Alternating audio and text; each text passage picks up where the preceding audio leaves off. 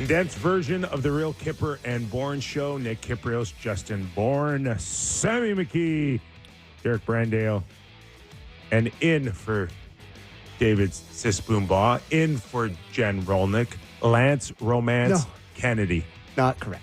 What? I may have misled you. So Jen is here doing the cameras, and Lance is on the board pressing the buttons. No So Derek Brandale. Derek Brandale is probably sleeping. He's at home. Boy, did I butcher that one. Well, listen, you're not on the hook. I don't think on that I one. literally told you 1 second before we started when I heard Lance's voice. I'm like, oh, crap. Is this the condensed version of this show I can expect off of that start? Let's find out. Let's find out. Wherever you are, Sportsnet 590, Sportsnet 360, Sportsnet Plus, we're glad you're aboard here in our 1 hour version of the real Kyper and Bourne show. Toronto Maple Leafs, Boston Bruins last night.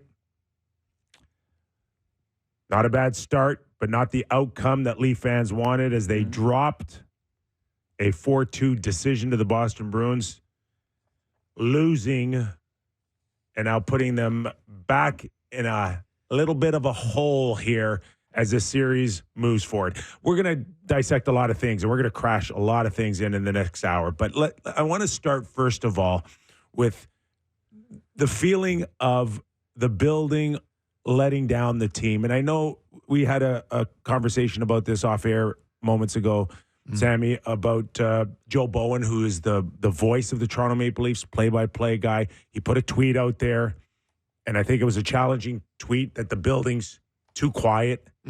And in many ways, it's now running up against the Vancouver Canuck fans or the Winnipeg fans. Edmonton. Like, where are your thoughts here on that when the Leafs had come back tied 1-1 in this series? Like, is it? I don't know. I wasn't in the building. So watching on TV, to me, the lower bowl looked bad. It looked bad. It straight up looked quiet. Didn't look like there was a lot of energy. Like, they got going pretty good at the end of the first when there was that big shift where Benoit lays out Pasta and Reeves nails Zaka, and they get going pretty good. But just on TV and, compared to watching the other buildings and the other games, it didn't look that great. And, it's something that jumped out to me. But I wasn't there. I wasn't in the building. You were there. I was there, yeah. I left yesterday's show, jumped on the TTC. Wow. Went down there. You're lobbing off your millions of fans? I didn't find Willie, by the way. And trust me, I looked. Willie, you under the seats? Yeah. No, nowhere to be found. But I felt the vibe the moment I got on the subway. Leaf fan jerseys everywhere, people excited, walked in the building, and it felt great. Yeah. So I don't know. Now, I also did a hit after the show, so I did not stay for a good portion. I came back home in between periods, caught the third period on TV, did a hit with Ivanka and Ken after for Sportsnet Central. I don't know what happened between the start, the first half of the game, and the second half of the game in the building, but that first part, man, it didn't disappoint me. No. I'm glad to hear that. And also, I said to you guys when I came in, it's like, if I paid $500 for a hockey ticket to go watch that game and people were lecturing me the next day on what my responsibilities are to the team, I'm going to be real pleased about that. But I think that's what the problem is that a lot of people feel as though the real fans are priced out. For sure. And that is a lot absolutely of people, a valid. and people that, are willing to spend $650 on a ticket for a lower bowl, or probably more than that last night. Quite honestly, like I don't know what they were going for on secondary market, but it would have been a lot. Yeah. It's like it's not my buddy from the Schwa in the building. Absolutely. It's a different It's crowd. people in different tax brackets. Yeah. So I don't know if they're more willing to act like idiots. I don't know. I'm not trying to shame that way, but it just didn't look good to me on TV. Didn't sound good compared to other markets. Well, I thought it was great. It sounded great for me to the start, and I really thought that first period validated the Toronto Maple Leafs in terms of being a team that can beat the Boston Bruins in many ways at their own game. Is there stuff to clean up? Absolutely, and we're going to discuss them right here. But as far as that feeling that we're going to get out-muscled, we're going to get pushed around, that is gone. The Leafs are a bigger, stronger team, and I think Brad Marchand reiterated that this is not your normal Toronto Maple Leaf team that they've seen in the past. No, and I agree, Kip. Despite being down 2-1, I think you could feel pretty good about the way the Leafs have played. But it's unfortunate to have lost, obviously, last night. But there was a moment last night, and we discussed this a little bit before, just where it felt like Boston was getting rattled. Benoit, Reeves, Labushkin, Edmondson, all the McCabe running into guys over and over. You had the coach, Montgomery, was complaining to the refs. Marchand is getting tangled up with Bertuzzi. Like, it felt like the Bruins were a little bit on tilt. And it was like, this is what it looks like when you start to be like, God, this is so... Pasternak can't score. Like, it felt like the Leafs had him in a good spot. Brutal to let it get away, but that doesn't change where they're at in the series or the way Boston would feel about the Leafs. You got a comment before I go to Sheldon? I think the hitting and the physicality, I've never seen it come more natural to a Leafs team than it does to this one. It doesn't feel like it's other than game one that felt a little bit manufactured. It feels like it's really coming natural to them. And I love the physicality, but the issues remain, boys. It's been, 3 goals or fewer in 10 straight games, and the penalty kill again. So, okay, we're going to get into that. Let's just go and get Sheldon Keefe's thoughts on our first Kipper's Clipper here on where he thought it may have switched or gone wrong in the hockey game. Well, there's a few things. Obviously, again, there's just little mistakes at very important times that end up in our net. But in general, I just didn't think we got to our game nearly as much tonight as we did in the others. Credit to Boston, played hard, made it hard to get to the neutral zone. I didn't think we did enough to manage through that. So he just sounds like he didn't like it a whole lot. Yeah. I thought that was the Leafs' better, maybe one of their best defensive looks in terms of D-zone coverage. I saw at times in the D-zone, it's Benoit and McCabe and Kampf and these guys keeping them outside. They didn't give up a ton. You talked about it being a patient game and needing to stay patient. I thought they did a good job at that. The Frederick one, you want to save. I don't have much analysis beyond that. Yeah, no. I'm going way more critical. On what? Which part? The goal. For Samsonov? Yes. Yeah, okay. No. You're much too kind on you'd like a save. That is a killer. Okay? That sucked the life right out of the game, in my opinion. That goal cannot go in. And we'll get into the factors on why it happened. But not in a million years should that goal go in from there, short side. So we were just having a discussion off the air on, I don't know how it started. Somebody had a tweet asking for memorable back-breaking. Down goes Brown, yeah. Talking about back-breaking moments and plays from your favorite friend. And you guys just moments ago showed me Joe Nieuwendyk going against Ottawa on Patrick Lalime in the early 2000s. One of the greatest days of my life. Anyways, continue. Ignore that. That's Trent's goal last night for me. It is. Yes. The Leafs are up. The Bruins are starting to get frustrated. McAvoy pulls down Matthews. Marchand is getting into it like they're on tilt. The Leafs are leading and just shoots one in from distance with good coverage. So one of our best guests on our show over the last few years has been Steve Alliquette. Yeah, absolutely. Okay? And he is analytics. That's what he does. He puts numbers together. Clear Sight Analytics, this company. He told me that they've got analytics that close to 700 shots from there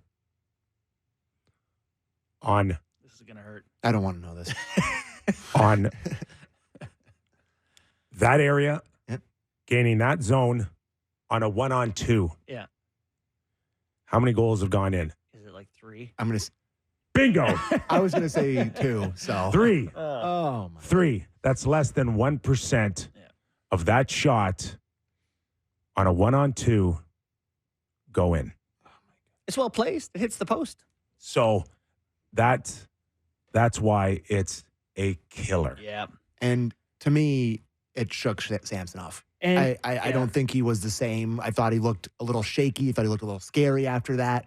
Even the Marchand shot, that led to the DeBrusque goal, he's just kind of like standing up and he bats it into the slot. Well, how like, about, was that after the face-off, the shot from the neutral zone that kind of hit him in the collarbone? I don't know that he was paying attention. I don't know. It just it got a little squirrely after that when it went in. But so you talk about that goal and it can't go in. Can we talk about what led to that? Love to. So I thought the Leafs got an awesome whistle last night. I thought they got, how many power plays they end up with? 5, right? I thought they got a very fair whistle. I thought that, they got more power plays than the Bruins, and I thought the refs did fine in that. But the one that they missed, the most blatant one on Austin Matthews where he gets suplexed, hold on, that leads immediately to that play. And in the space-time continuum, if you call that penalty, the only real blatant one of the whole game, that play on Samsonov, that never happens. It's blown dead. They have all the momentum, and they're going on a power play. I know their power play stinks. They probably don't score, but that changed the entire momentum of the game. Entire momentum. I'm totally on board with you and any other person that tells me, how can you not get a holding penalty on Matthews behind the net in the offensive zone? It's crazy. So it's nuts to me. It's ridiculous, and it's just a blatant missed call, okay? But I loved the fact that Bertuzzi and Marchand are going at it, and the ref says, do your thing. Hey. I don't need a whistle there. Don't need a whistle there. I don't need a whistle there. Don't need to watch your shenanigans. It's like a parent with 2 kids going at it in the back seat. Figure it out. Just shut up. It was a dive-off. It has no bearing on where the puck is, but it does have a domino effect because of the chaos that it caused, and Craig Simpson talked about it on the air last night, that allowed Trent Frederick to gain the zone so easily. It was a distraction, and without it, maybe he doesn't gain the line on a 1-on-2. Maybe they stand him up and he never gets that shot on goal. Yeah. So it did have an effect on the play, but it didn't have an effect to call it a penalty, which I liked. Which I think brings us to Marchand and Bertuzzi's kind of back and forth that they've been having in this series. And I've talked to some people being like, you can't do that with Marchand. He's too good at this. And I agree. Oh, I don't. I'm fine with those two. If they want to have a little brother thing all series, that's great for the Leafs. But it's not great for the Leafs. It is, because he's not in Mitch Marner's ear like he has been in the past saying, I'm going to get you. He's not on Matthews. He's not on Tavares, and he won't be on Nylander. If they can cancel Marchand with Bertuzzi. But they're not canceling him. He killed you last night. He kills them because that one goes in the net. They end up getting a couple breaks. It's a great shot. It's a great shot that he goes up and he gets an empty. I understand. Listen, I'm not saying he didn't play well last night. But I am fine if those two want to cancel each other out. It's not working out for the Leafs, JB. It didn't last It's not. Yeah. It's not working out. And when I look at the 3 games, how many penalties have the Leafs taken because of Marchand? Feels like Domi a few. And Bertuzzi are in the box. By the way, Bertuzzi and Domi, you're on the number 1 line. Yeah. Okay? How many penalties have you taken in this series because of this guy? You're on the number 1 line. Don't you have bigger responsibilities than worrying about Marchand and going into the box. It's not working out for them. No, the penalties, certainly in the first game, I thought it was a big issue. Domi coming out and the way it kind of went about it. I thought last night Marchand was as invested in that little tete-a-tete little thing they were having as Bertuzzi was. And I think forecasting that, I like it. I understand it hasn't worked out so far. But he is, in the end, he gets the upper hand and probably feels good about the way he's gone. And now you got the coach talking about it. We're talking about it, and it becomes a win. Would you like to hear the head coach of the Toronto Maple Leafs talk about Brad Marchand? I really would. All right, let's clip 2, please. Well, you gotta play through it. You gotta recognize, he's a world-class player, both in ability and in how he plays. The gamesmanship and everything, it's world class, and he's been in the league long enough. As you can see, he gets calls. It's unbelievable, actually. How it goes. But we got to play through that. You got to play through that stuff. I don't think there's another player in this series that gets away with taking out Bertuzzi's legs the way that he does. There's not one other player in the series that gets away with that, but he does. Because, you know, it's an art, and he's elite at it. So we have to manage our way through that, avoid putting ourselves in situations where he can put us in those spots. You know, and then as far as this game, I think we've managed that pretty well for the most part. You know, obviously tonight we make him a stake at a key time that allows him to get the winner. It's an intelligent comment. I disagree. Why? You're doing the exact same thing you're asking your players not to do. You're engaging with him. Like you are doing the coach's version of cross-checking him in front of the net. You're giving him all the time. You're talking about how elite he is and how it's unbelievable he gets away with all this stuff. You're doing exactly what you're telling your players not to do. It's infuriating. I hated that. Hated that. To me, I see a coach who has watched his last 3 series is John Cooper, Paul Maurice, and you know he's trying to crawl into heads. Is that what you're telling me? I'm saying this is tactical to him. That is to draw some attention to this guy. He practiced that one in the mirror before he went out there. It's like I hated that. You're not going to come out on top if you're going to try to out Marchand. No, and you know what's crazy too is Marchand. Statistically this year he's John Tavares. They both had 29 goals in 80 games and 65 points. I think Marchand had 67. They're the same offensive player. It's this stuff you need to avoid him winning and making you think about him. Worry about the Bruins at large. The Bruins are at large. Not the best team. I'm not worried about that team winning a Stanley Cup by any stretch. It's, you know, in terms of getting by them, you can't let this be the Brad Marchand show. I really hope Old Takes Exposed doesn't listen to our show, because yesterday I was just making fun of him for being a diver and crying and what he acts like on the ice. None of those things were disproved. And then immediately just reverse jam in my eye. Kills the Leafs. But you weren't wrong, because you said he's great and he does those things. And both those things were correct. Just a Leaf fan. He's That's a killer. all. He's a killer. And like, I hate his guts, but I do just respect the hell out of him. Like he's a dog, man. He's an absolute dog. There's no club in his bag he can't hit. Bingo. Yeah. No, I mean, listen, the shot he makes last night, so maybe you want the save or whatever. If you went up to the net and hand placed where you would want to put it in the net, that shot, that's where he put it. It's a great shot.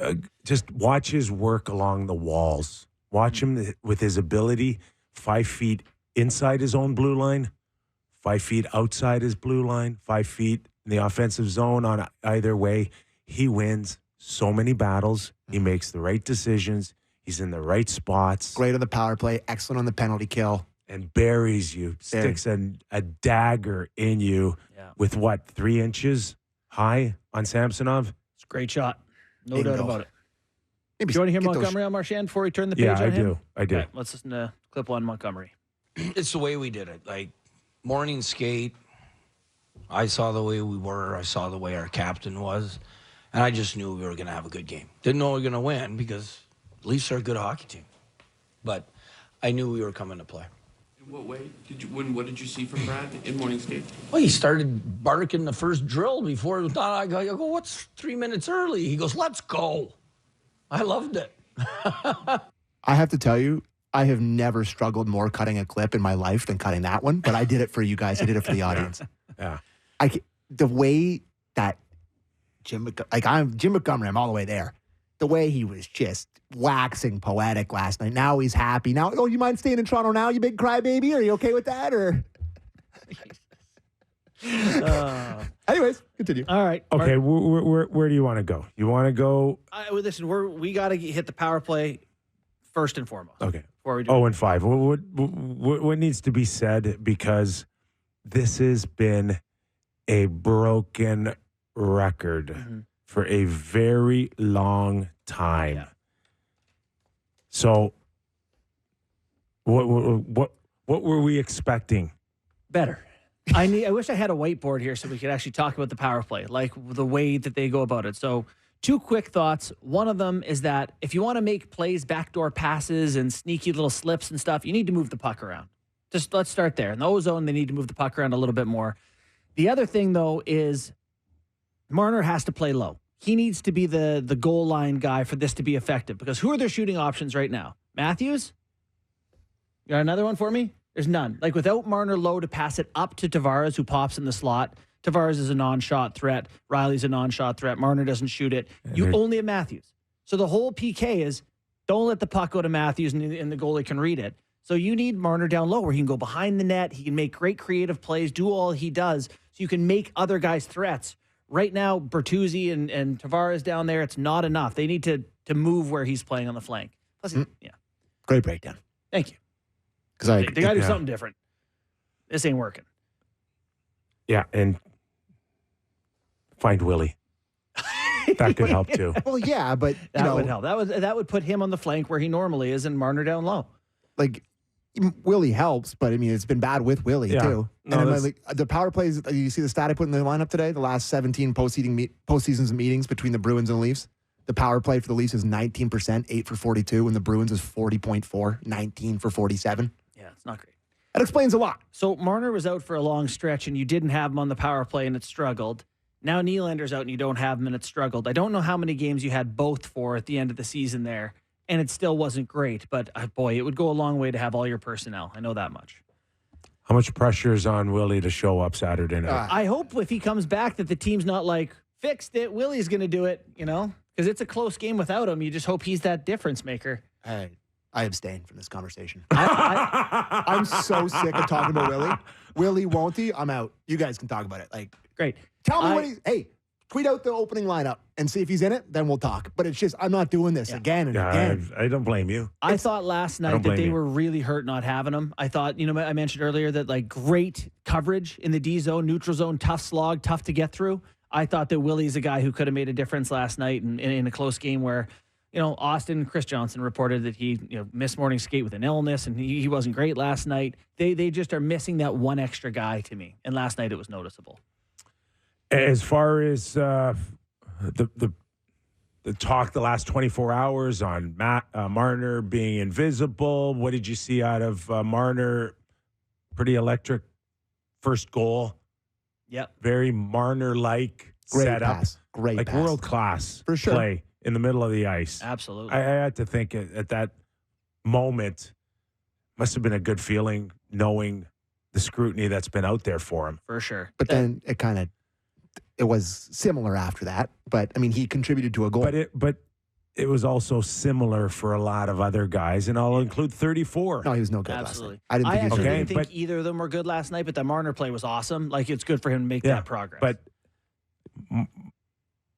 Matthews won't get nearly the scrutiny for having a bad game. Well, go ahead and scrutinize. Yeah, That's what we do. Yeah. I didn't think that either of them were very effective. I thought, Matthews a lot quieter. And Tried Marner to use his body. Felt like he had a few more hits than like he had a couple early in the first period where he nailed a couple people pretty good, but just not even close to the same guy he was in game two. And game two he was unbelievable. Last night, not as much. Marner turned the puck over a lot. Tavares just isn't capable of doing those things for them. So again, very close game without getting elite performances from guys you expect good games from. So tough on the power play. The penalty kill still can't find a way to suck the momentum out of Boston. Came way over on that one and left the net front. I don't know. That felt very aggressive to me for a PK.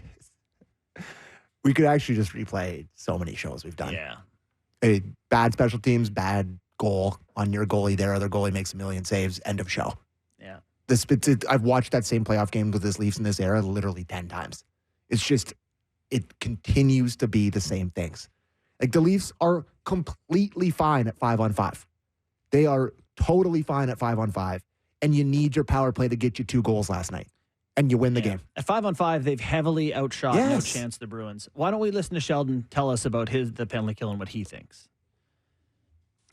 Well, it's, we just got to do a better job of, the details. If you break down each goal, each goal we've given up is a different mistake at a different timing. Today, we're sealing the wall. We lose a battle and get beat 3-on-1 coming off the wall. Can't happen. So little details inside of that like I say, it hasn't been the same thing. It's been different things that have led to goals against. But we got to find a way through that. So It's so much worse. than different There's things. a lot of can't happens. can I ask you guys, like, if you were going to rank the most coachable things in a hockey game, Mm-hmm. where does special teams rank? Probably the top of the list. Okay. So we're in how many straight playoffs here now? With this Totally. being a massive issue? Totally. Like, But the message can be different in so many ways. But when do you just finally say that it's just not the right makeup?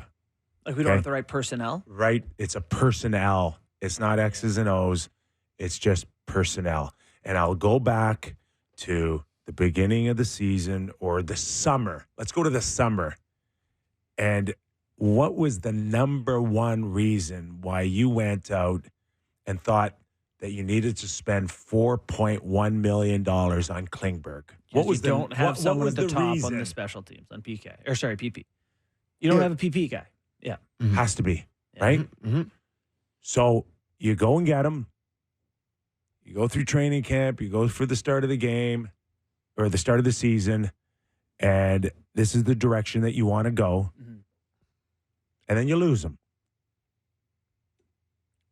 And then you revert right back to what's been the issue the last few years. Like, okay, if you had the thought last summer to have a different look or have a guy that can give your power play a completely different look, why just Mm-hmm. wave up the white flag and go back to what wasn't working a year ago? Yeah. I think Morgan has managed them to a fairly high success rate over the years. I think he's not a positive add to it necessarily, but I think they kind of think it's like, all right, they're fine with him. Last year we got through a playoff round over 20% and we win one with Morgan. I think it's like a fine solution to them. For me right now, what can you do before game 4 that helps on these special teams? The one thing to me, and I'm the only person who keeps saying it and everyone boos me, is TJ Brodie played the most minutes shorthanded for the Toronto Maple Leafs this year. He's a good penalty killer. Timothy Liljegren, he pinches on the Frederick goal that kind of lets a lane go. He turns a puck over on the Marchand winner. He has full possession of the puck behind the net. I didn't notice him outside of those two plays. Everyone's like, he's right-handed. He's right-handed. Okay. Well, he's not playing good. No, you're right. It's time. I'd like to see Brodie Time for get the it. switch. It yeah. is. I thought it would. I thought there was a chance that it could happen in game 2. They win. Yeah. They stick with it. But That's probably it, right? They get the win, so they go to game 3. now you got to give the guys sometimes just a different look, a different feel. Yeah. And the good thing is he's been out long enough. I mean, he's chomping because Gotta have some he pep took in his warm up. Did he? Very seldom would you see a veteran of his stature, knowing that he's not playing, take warm up. You think that's And for Boston's sake? I To be don't like, know. we're not sure who we're getting because your game plan we doesn't past change. that? A little like, bit. enough. Like, enough. Right. Willie might play. Brodie might play. Shut up, play. Like, I don't care. Yeah. It's like, give me a think, break. You think Marchand's looking over and seeing who's warming up, and it's like, ooh, they might put Brodie in. Right? I don't, It's you just guys make fun of this stuff. It depends. It With some determines guys, how the with- coaches do their deployment. with some guys, yes, I get it for sure. I understand that Brodie Liljegren is the ultimate. Like, well, we don't care. guys. That doesn't. We matter. hope both of them play. But really, is a significant alteration to how the team would think about playing them. All right, we still got plenty to get into. Yeah.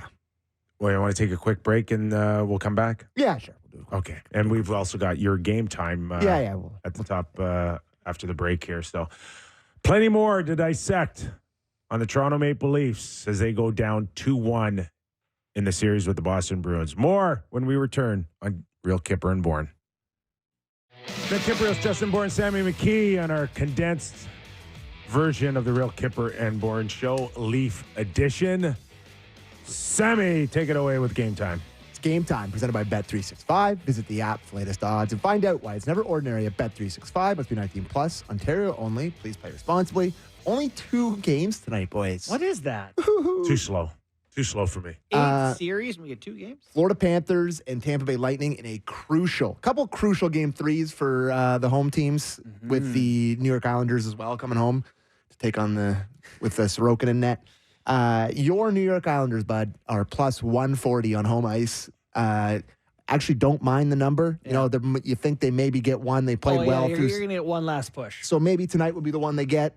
Plus 140, not a terrible number. And it's pretty close to even money in Florida and Tampa. Minus 105 for the Panthers, minus 115 for the Tampa Bay Lightning. They like the Lightning a little bit tonight. Think they're probably going to get back in the series. And the other one I wanted to bring up, because we're not going to get time to talk about my Golden Knights, but the Golden Knights are now a minus 450 favorite to take out the powerhouse Dallas Stars in the first round. Boy, am I looking like a schmuck. Man, did you watching that game last night? You didn't know they'd be playing a completely revamped roster. Buddy, they're going to win the Cup. They are, you know what, stacked, stacked, boys. Yeah, and again, goaltending. I don't know what they had for shots. 20, 21, Dallas. Yeah, not 22. much. They couldn't get a sniff. Like, does it really matter? Yeah. No. When you have that defense. And Hannafin's flying, scores the winning goal. Like, you got a fresh hurdle and a fresh stone. The more games they get, the more dangerous they are. Kyper, you said it. Hurdle's massive. He's massive. a huge guy. I don't know. I think he grew since game one. Did he get new equipment or I don't know what it is. He's just huge. So, No. anyways, that was Game Time presented by Bet365. Visit the app for latest odds and find out why it's never ordinary at Bet365. Must be 19 plus. Ontario only. Please play responsibly. All right, 35 minutes in, and we didn't really touch yet on the Boston Bruin goaltending. It could be that we could look back at this series and simply say at the end of it, the Leafs got goalied. By Jonas Korpisalo and by Carey Price and by Andre Vasilevsky and by how many guys? How many times do you get goalied before it's your own fault? I mean, those are a couple of Vezina winners in there. No, good goalies. Couple of Vezina winners. Good goalies. Swayman's awesome. I thought Swayman was so good last night. But I mean, could we run into him like Domi did? I didn't mind that. Everyone else did seem to be bothered by that. I liked Bertuzzi it. just got to shoot it in the net on that power play. He's Beats it into all the over it pillows multiple times. Just shoot it in the top of the net. Yeah. And it's 2-2 I don't know how I didn't like what Max did to Jeremy Swayman. Oh, you thought he did it on knocking him purpose? over. I've heard that several times. You know what it is to me? I didn't think it was on purpose. You ever play 21 in basketball and your friend is shooting, from Yeah. the free throw Give him a line? spinner. Yeah, you throw it off the line, make him lose. That to me is just like, just do what you First can. of all, it's easy to give him a 10-minute misconduct for that. Like, it's just you're pushing the envelope. We've seen this too with Leaf right? guys who And want to be the agitators. I don't think it factors in. Just play. Yeah, okay, Play okay. harder, find Have the different belief you're ways. better. Find different ways to push the envelope than that. Yeah. Connor Dewar snowed him pretty good in game one. That was fun. I will say that, I don't want Max to go in the box for 10 minutes. No, you need him. Swayman has been obviously hanging out with his captain a ton, but holy. Oh, what a dive. He barely touched him. Yeah, I know. He jumped You're off right. his But feet. But Good this Lord. This is the time of year where you're trying to exaggerate. I mean, the ice, I will say, I exaggerate. didn't think The Domi ice was very good in cleaners were out general there. last night compared to the other games. the This year. ice girls were out there. Like, it's like I honestly think there's part of me that didn't think it was totally on purpose. How gutsy does Montgomery have to be to not This is a great play question. Swayman Saturday night in Game 4? Do you want to hear him talk about the goalie before we get into that? Yes. Okay, so Montgomery clip 3, please, Lancey. He's been terrific. Like, I just love his compete level and his quickness, right? Like, I mean, when it went 3-2, right after that, there was a barrage of, rebounds. I think, if I'm remembering correctly, Bertuzzi had 2 of the chances. But there was 2 more, it seemed like, and he was just square to puck, and he's fighting, and he finds it. Like, it inspires the bench. Yeah. No, go ahead. There's a frame when it's 2-2 as well, right? Right after they score to tie it up, it goes in off Bertuzzi, and then they turn it over to Domi at the goal line. There's a scramble at the net, and it very nearly was 3-2 Leafs, but Swayman gets in there, keeps it out, gets play going the other way. And he tracks. Like, I know we already had a discussion on the power play, but if Austin's waiting down low, and you mentioned this in our break, if Austin's down low in almost that Leon Draisaitl spot, He's dead. but Swayman's ahead of that. He's ahead of that. Mm-hmm. There's just He's waiting for Austin. He's way less dangerous. You need to be higher so there can be tips and screens and all those good things. That low Draisaitl Lemieux spot's not going to help you any. No. But, I mean, the battle part of it to me, when he says that there, like, he just fights to find the puck. And he's quick and he's decisive. And it's just like, he's really good. And There's also another Bertuzzi one. He almost bats in the net. God, he was all over I the crease there. I saw Swayman.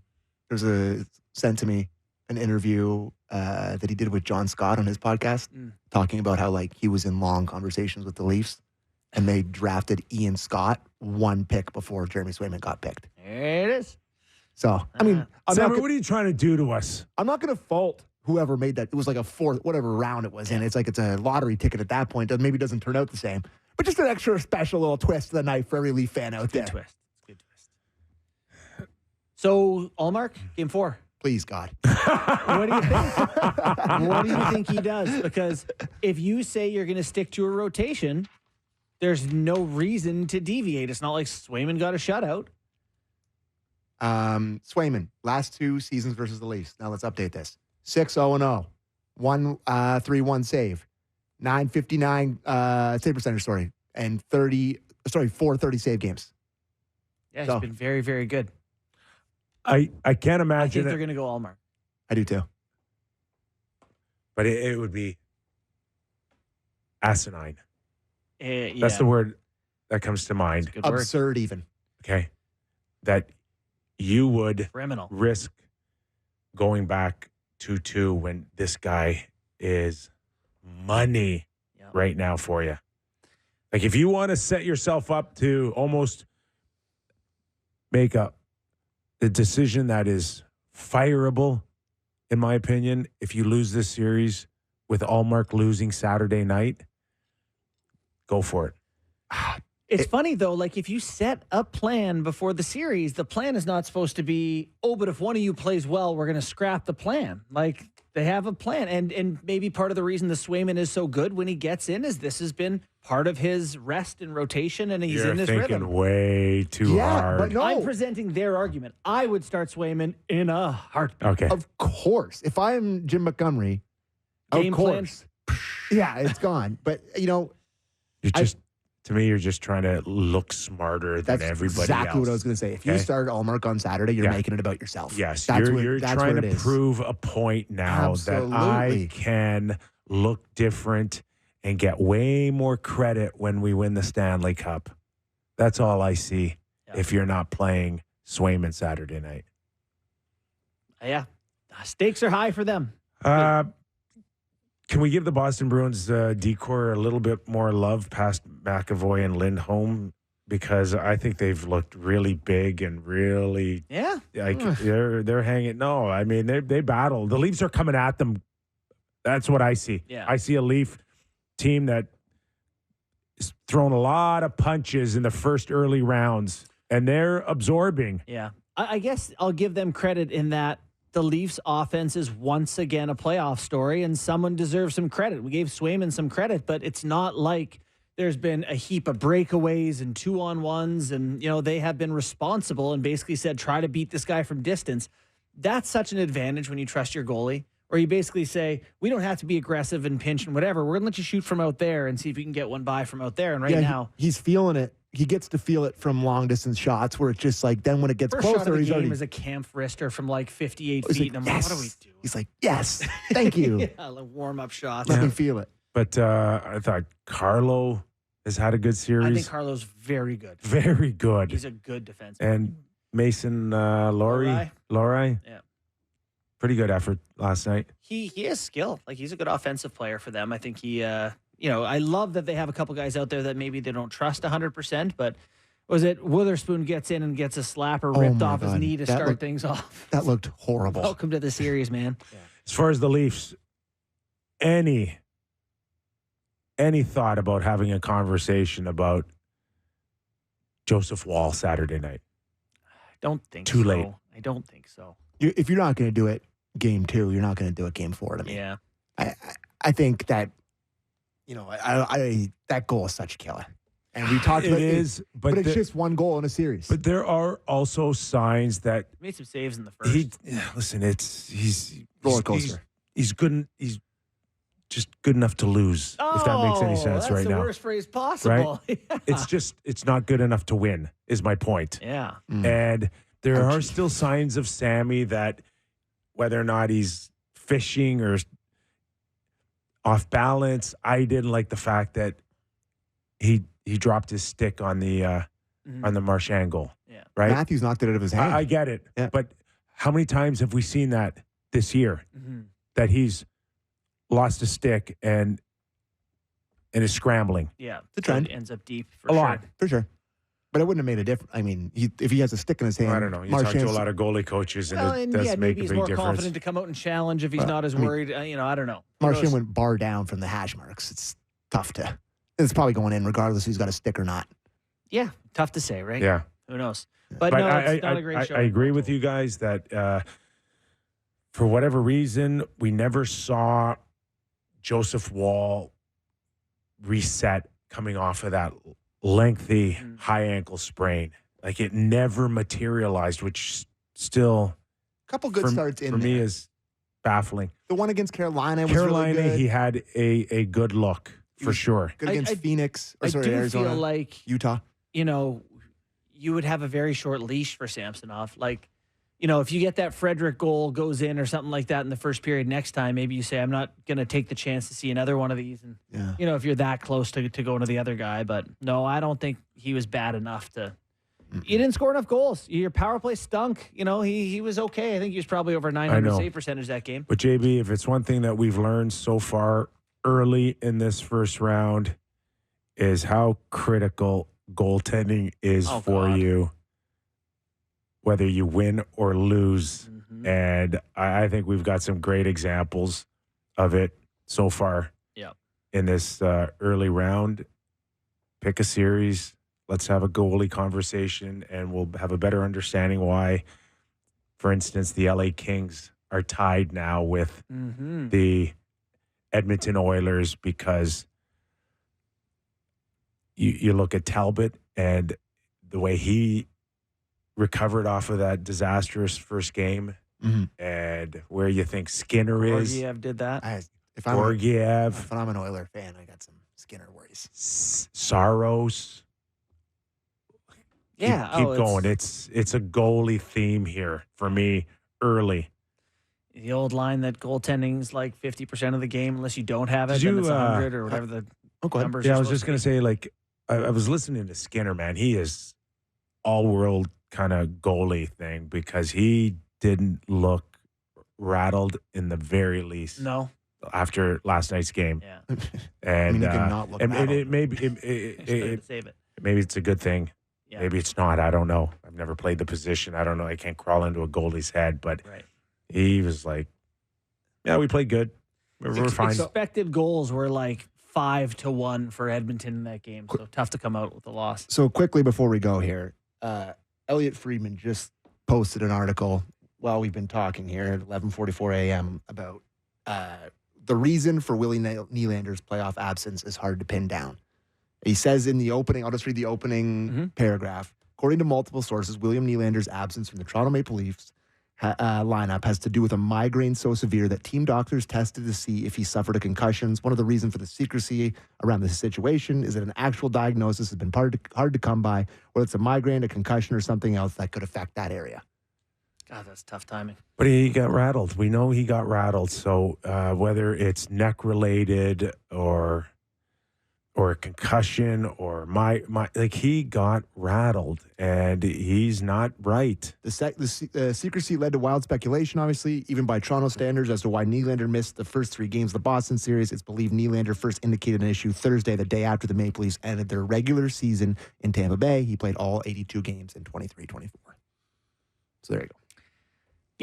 Not the best potential injury for the Leafs. It's not something like, that bone will heal up in time. This sort of thing can go on for long stretches, and it's tough to Brutal. Just kind of get your sleep and rest and drink lots of water and cross your fingers. It's so wait and see on that one. Thought I should put that in. Yeah, thank you. That's important. So, how are we feeling heading into Saturday? because we got a long time. We're going to be talking about this again tomorrow. We'll tee it up. We have Simmer on tomorrow. Probably talk to Mac, right? Like, how are we feeling talking? Buddy, this is a series.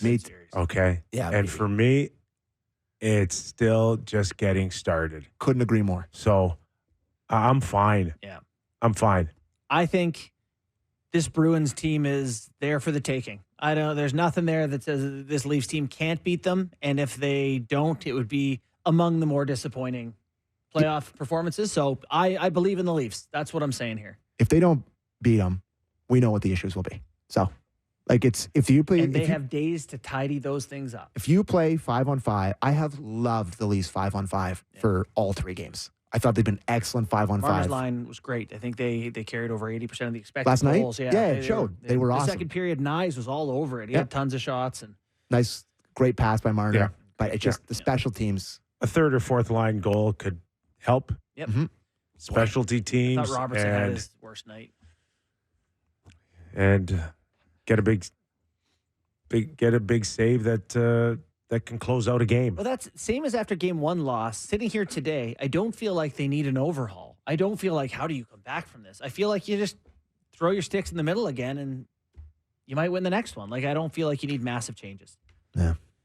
So, the other games real quick before we go. Last night, the Edmonton Oilers lose 5-4 in overtime. Anze Kopitar.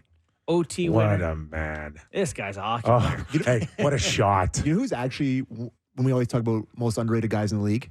Kempe. Yeah, Kempe He can is score. He can shoot it in the net, too. He is silky. He's mean. You got, like, that goal he scores, the bats it in out of midair. Unbelievable. I already mentioned my Knights. Have they ruled out Sam Bennett officially? I don't know. Well, he said he was out for a week yesterday. Okay. So. Oh, is that it? A week, yeah. Okay. That's a big loss. Yeah, it is. Now, do you have Tampa coming back in this series? I don't think Tampa Bay Lightning gets swept. I don't think Florida's good enough for that. So I'll give Tampa tonight. Agree. The New York Islanders, on the other hand, Oh, boy. don't ask my opinion. No, they'll make it 2-1. Think so? Yeah, I do. I do. I feel bad for your boys. Like, They're going to Sorokin. you're up big. Yeah. You know, you have all your fans. You start dreaming on what could happen here. You get a split and go home. Carolina's had some issues in the playoffs in years past, and all of a sudden the hurricane flies through, and you're going home 2-0. Did you guys catch any video out of Salt Lake City? I did. Yeah. That was pretty cool. Awesome. What a great way to get the boys integrated into the city, show some love, get them excited. Fans excited.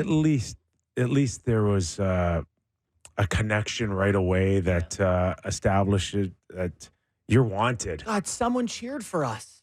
You know, that must have felt amazing. They got all fired up in the mic. Was it? They said, Kerfoot said, this is honestly one of the coolest experiences we've all had as hockey players. Yeah. It's like, there's people here. One of the guys said to the crowd to call Jack McBain spicy tuna, and they all started chanting spicy tuna. You know, like, that must have Was felt that great. O'Brien? Yeah. Was it O'Brien? Yeah, Okay, yeah. Liam.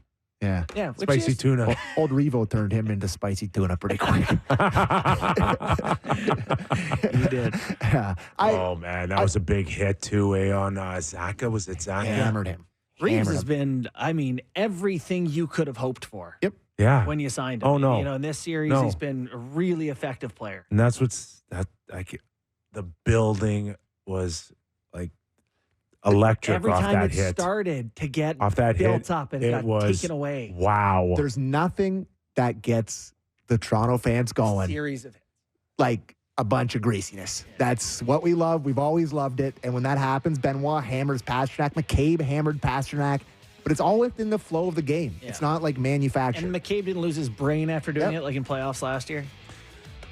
I did mention that this hour is going to go really fast, Oh, didn't I? boy. That's it. And that's it. Rest of the way, enjoy your Blue Jay game. What's going on, Sammy? They can hit, they can't hit. I don't want to talk about it. No further comments or questions at this time. Got a tea time in Humber Valley. I'm on my way. I'm going to go freeze my butt off. All right. Hit them long and straight, Sammy. No, probably not. Thanks for joining us on this condensed version of the Real Kyper and Bourne Show. Tomorrow, Off the Rails Friday, we are back at our regularly scheduled time slot. And who knows, maybe we'll find Doug McLean. Enjoy your 2 games tonight.